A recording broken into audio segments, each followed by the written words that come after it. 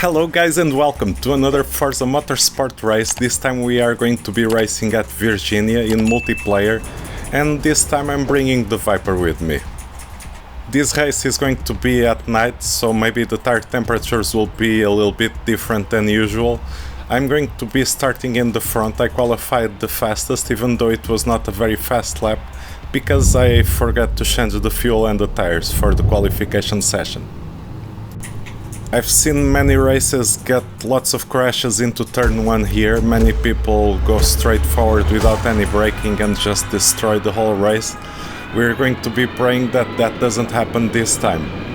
I'm going to try to hug the inside line, even if it's not the fastest line, because then I can try to get away from the possibility of crashes. Right now we have a guy right behind us, probably the guy that qualified in P2. He was also pretty quick. Here, because I changed a little bit the gearbox, my gears are a little bit shorter than what I'm used to, and sometimes I forget to change gears and I lose a little bit of speed. I should be changing a little bit faster. From now on, I think I'll just leave the raw footage and edited gameplay, because it's funny to see how hard I try to keep improving on my lap times and being consistent, and also when some little mistake happens or when some little distraction happens, and that can be enough to just mess up a lap and lose quite a few tenths because I was not very precise.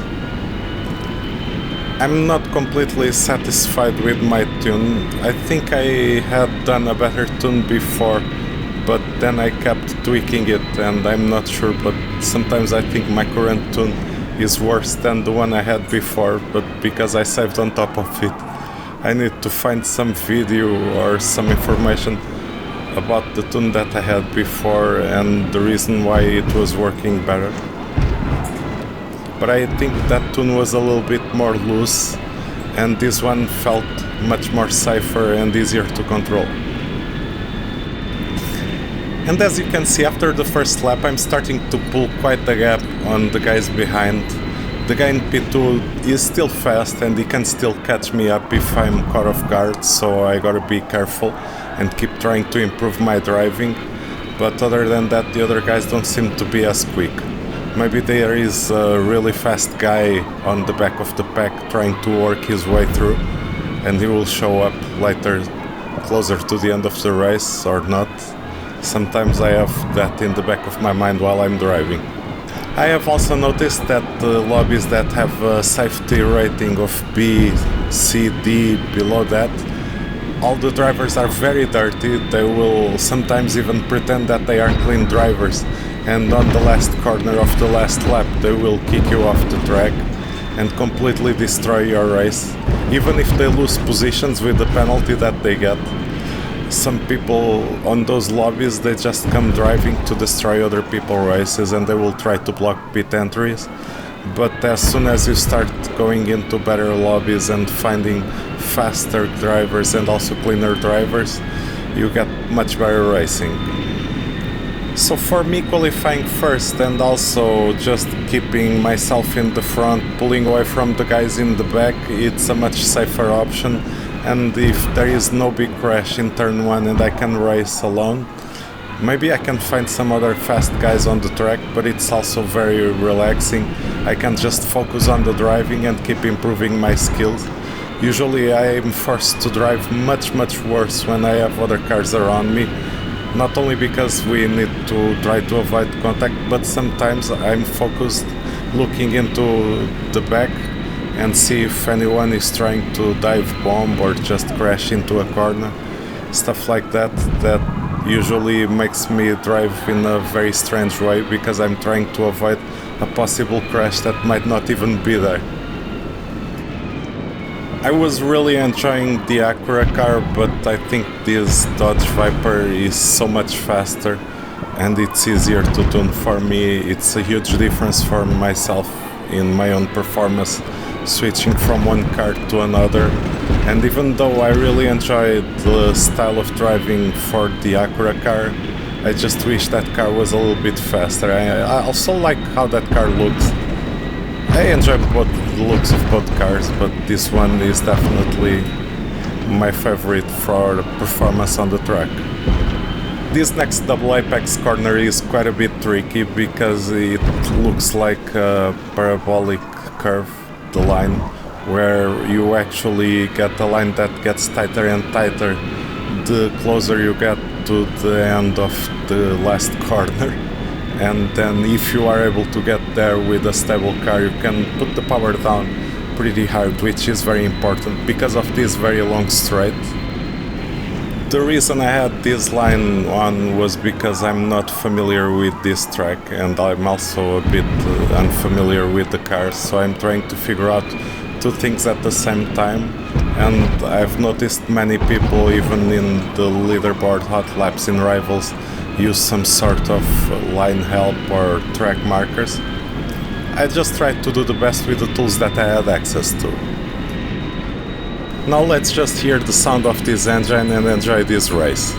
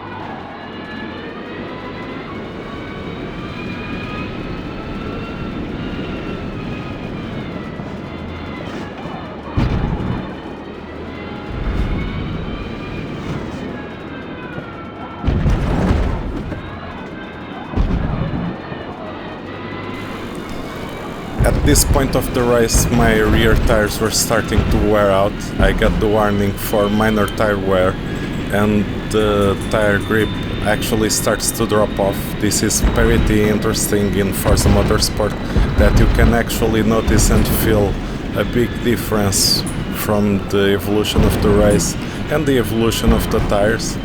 So here I might start losing a little bit of time, and it's normal to be bleeding a little bit of time when the tires start gripping up as well as they were gripping before.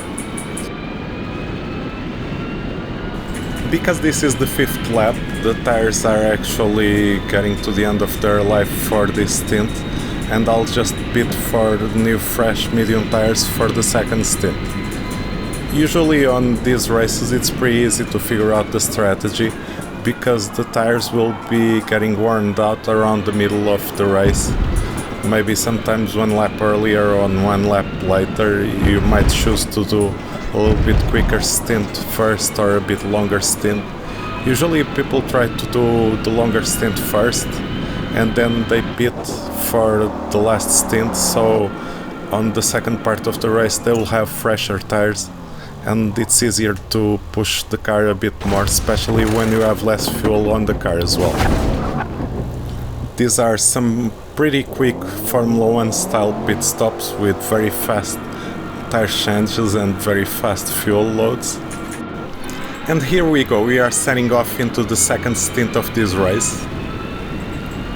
For me this was a little bit an eventful race, but I enjoy showing it off because it's so hard and I struggle so much to find a clean race, and just to have an uneventful race that at least I'm not getting crashed by anyone. Depending on the time of the day, it's pretty easy to get lots of crashes. Here I really messed up. There was no need for me to get that penalty for track limits. I was just pushing that tiny bit too much, and I was losing a little bit too much the control of the car, but still tried to push it instead of lifting the throttle. So next time I got to be a little bit more careful. This section here is insanely fast. I tried to do this section as flat as possible and then just brake enough to do that corner with a great speed of entry and exit as well. Now here I tried to carry the speed in as deep as possible without just completely losing the car, sliding, getting the rear of the car spinning around me, so that when I'm here I can accelerate and just get the highest top speed possible on the next straight. And now for the next part, it's also a bit tricky because with the force feedback I can feel the car sliding a little bit under braking and trying to figure out if the front tires are biting or not, so that I can just turn in and accelerate on exit. Here it's pretty easy to unsettle the car. I had a quicker setup, but I ended up changing the setup because it was not very consistent over the curbs. And with this one I'm a bit more consistent, it's easier to be cleaner, it's just easier to drive overall. Here I can notice that the guy named Viper is actually getting closer and closer to me, so instead of relaxing, even though with the direct drive sometimes the races are a bit tiring for me because the Newton meters, I tend to use high values of Newton meters on my direct drive. It gives me an interesting feeling that I enjoy, and because of that I end up sometimes sacrificing a tiny bit of performance, especially when I'm driving for long periods of time. I start to get tired and I start to even become sweaty. It's like doing a full-blown workout. It is surprisingly good for the hands and the wrists because I've been getting stronger and stronger grip from gripping really hard onto the steering wheel in some points. Of course, in many other points we need to have light hands technique and actually just let the steering wheel give us the information that we want. But I'm not too worried about this guy because he's 6 seconds behind. Even if he was 1 second faster than me per lap, and that would be already a lot, then he wouldn't be able to catch me because I'm quite ahead unless I do a really big mistake, which hopefully that won't happen. I believe this is going to be my fastest lap from this race because it's the lap where I'm pushing the hardest, and then I'll start to worry about the tires sooner or later, closer to the end of the race. But after doing the 147.2 I noticed that I could have been a little bit faster, and maybe if I changed the setup just a tiny bit I might be able to do a 146 something. Of course, because I'm on the lead, I don't want to risk too much. I still try to push the car, but nothing too crazy. I'm not going to risk crashing and wasting this race. It's already pretty difficult to survive turn 1 on most races, so if I had the luck to survive that turn 1, even if I didn't win the race on raw pace and someone else was faster than me, I was already pretty happy to just be able to have a clean race without lots of collisions.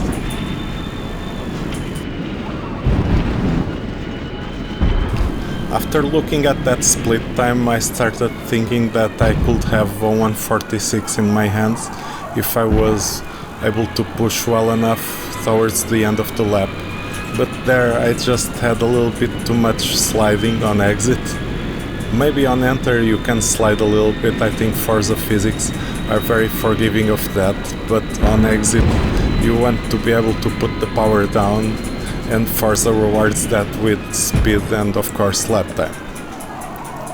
Here I tried to do the cleanest lines possible, but then it's pretty easy to just play it too safe sometimes and lose time because of that. Here I played it a bit too safe instead of just sending it a little bit harder, and those 2 or 3 tenths that I could have had up on my fastest lap just disappeared like that.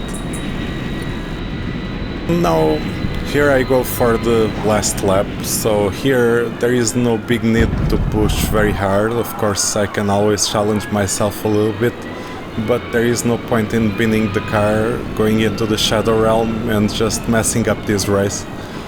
So again I slide just a tiny bit too much and I got this penalty, which was very bothersome. Sometimes I'm not actually trying to cut the track, I just lose control of the car a little bit more than what I was expecting, and because of that there is a track limit cut and I get the penalty. At least I'm not getting the 4 seconds penalties because the guy was spinning and crashing into everyone, and then he also sent himself into the barriers, and so random people that he crashed into get the penalty as if they were the ones sending him into the barriers.